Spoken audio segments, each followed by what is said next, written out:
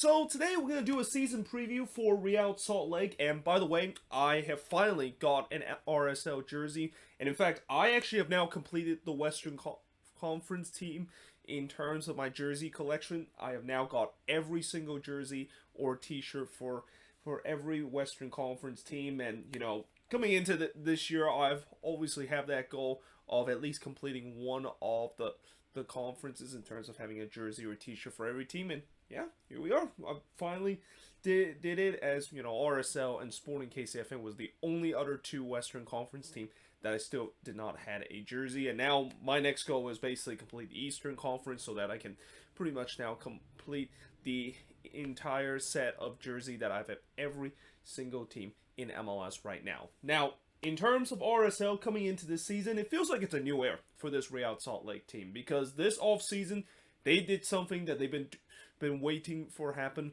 for over a year and a half now, and that of course is finally getting an owner, and we'll definitely get to talk about that once we get to the optimism part of this team season preview. But last season, they finished with a 14-6-14 record and finished with 48 points. They scored 55 goals last season while conceding 54 goals and had a +1 goal differential, and miraculously they sneaked into the playoffs as the number 7 seed in the Western Conference. And when you look at the last 5 seasons of this RSL team, last season, as I mentioned, they sneaked into the playoffs as a 7th seed, though in 2020 they definitely don't want to remember that year.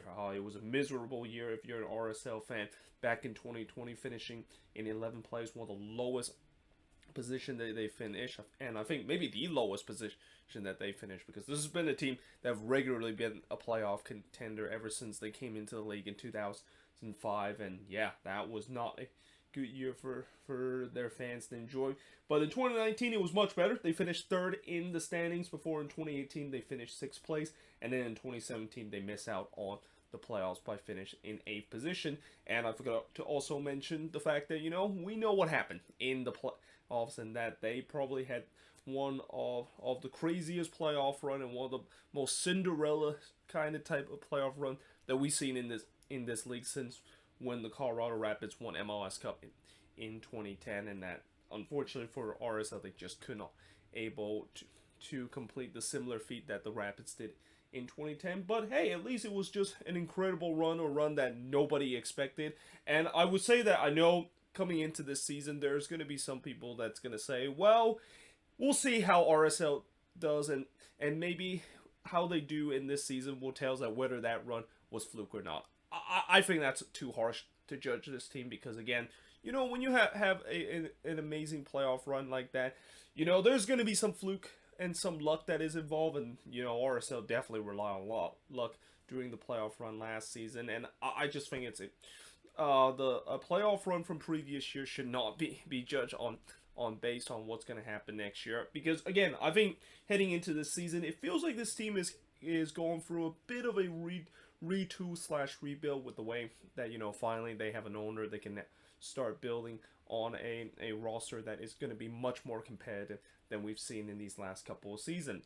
Now, that being said, in terms of some of the transfer that they made, they haven't really made a lot of signings, but again, that is due to the fact that the new ownership just got here a couple of weeks ago. It's going to take time for this team to start to get some more big names into the roster. I mean, I've already heard that they have a couple of DP level players that they're lining up to sign in these upcoming weeks. But as of now, they only got Scott Cardwell from New England, and then in terms of the 2 draft pick, they chose Jasper Lofeson and Pedro Fonseca as the super draft pick. Now, in terms of players that they lost, obviously the biggest loss this offseason is losing Albert Rusnak to the Seattle Sounders on a free, and again, that's going to really sting, especially with the way that he is kind of one of the heart and soul of this team, and that I've still kind of questioned that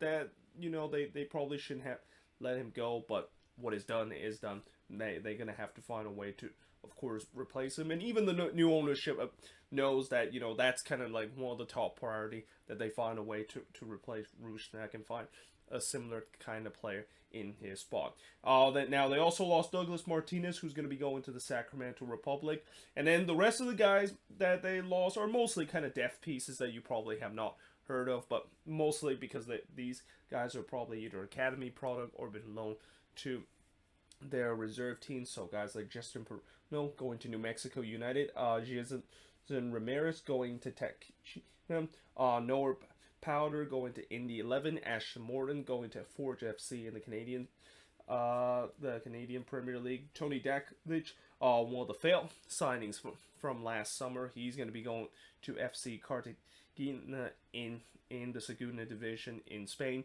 You also have free players that is now left this team and is still a free agent. So guys like Donny Toya, Andrew Putna, and Milan Lilitz, I think that's how he's pronounced. He's also going to be all those guys are now free agent. And then Anderson Julio, who I thought that RSL was thinking about re-sign him because Julio, he was just such an important player, especially down the stretch for this Real Salt Lake team and in the playoffs. But it seems like from what I read, they still have not signed him on a permanent deal, and there's even talk the fact that not only he's going to be going back to Atlético St.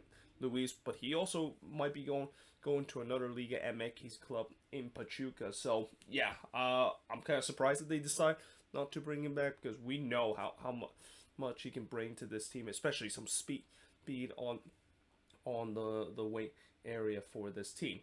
Now, optimism for this RSL team. I mean, the biggest optimism is the fact that they finally have an owner, something that they've been desperately want ever since the whole bad situation that they had a couple of years ago with Diller Hansen forced to resign as the owner of this team. But the Biltzer and Smith ownership group is finally here, and again, because they're only here just a couple of, well, actually they actually been here longer than I thought they were. I think they were here like back in December or November, but it's gonna take time for them to, of course, look at this team and see where exactly they need to, of course, improve. I mean, there's no doubt that this is a team and this is the ownership group that have said that they will spend some money, but I also have a feeling maybe this is going to be an ownership group that, they will spend money, but they're not going to spend money like, let's say, some of these new ownership group will do, because remember, RSL and Salt Lake City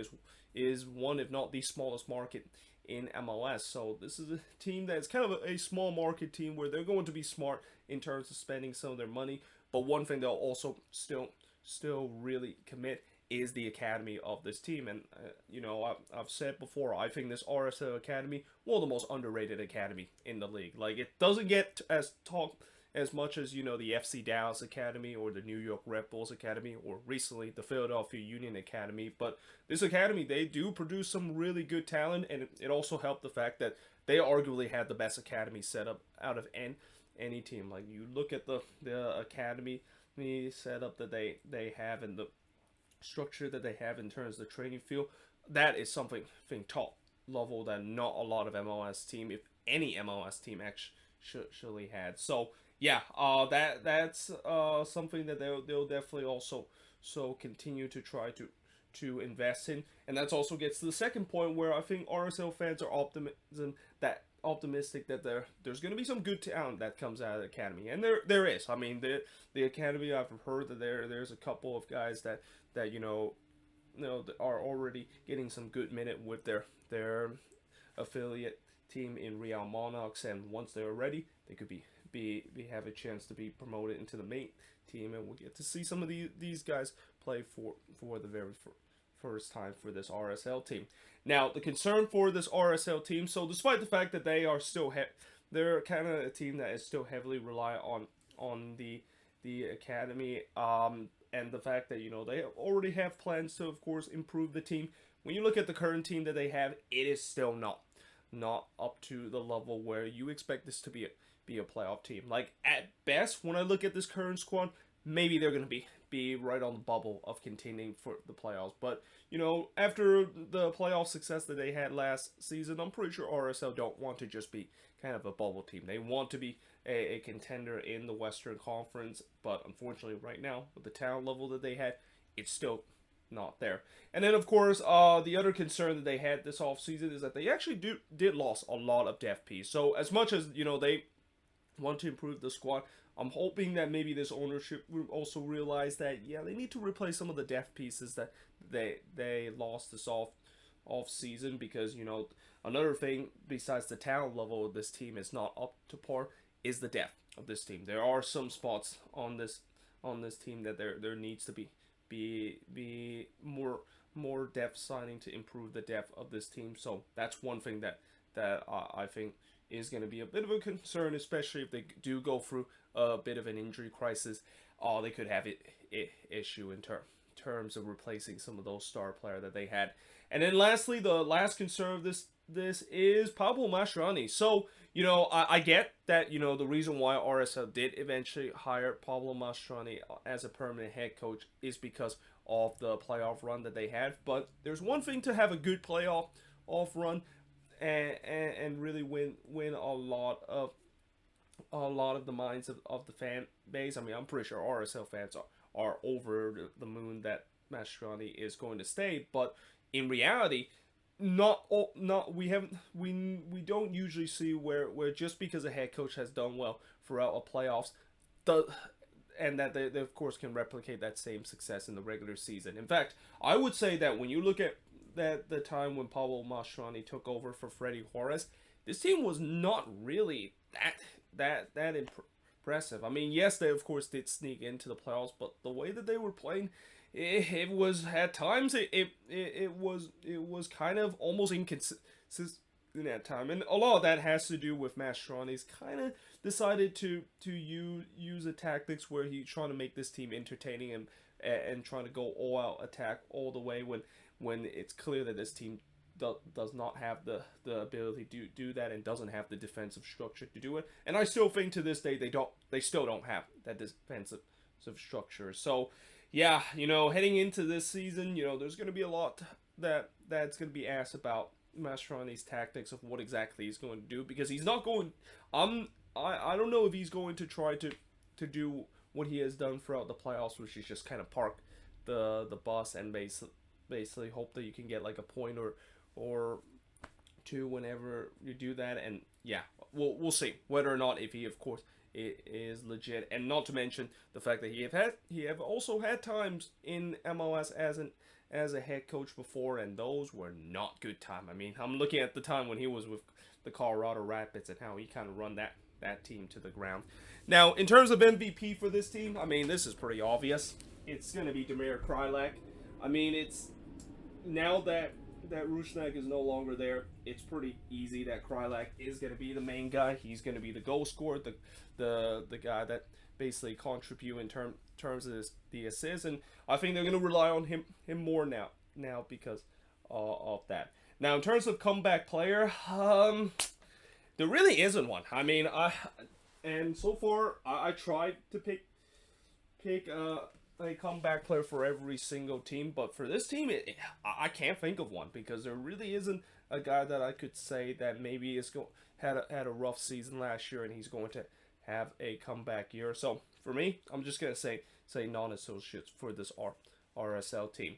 Now, in terms of expectation for this team, now I know it's easy for RSL fans to say, well, they need to make it to the playoffs again. I think this year it feels like this could be maybe a bit of a rebuild / retool year, as I said in the beginning of this video, mainly because when you look at this team, it's going to take time for this new ownership to try and to build a decent team that could be a regular playoff contender. And while that of course is happening, I think this team will have that period where they're not going to be really that competitive in the Western Conference. But fear not, RSL fans. You got to of course show patience anytime when a team is trying to rebuild or / retool situation. So I think this year it's probably going to be they're not there just yet in terms of being a regular playoff contender or even an MLS Cup contender in the Western Conference. But one thing that is an expectation for this team is obviously the academy.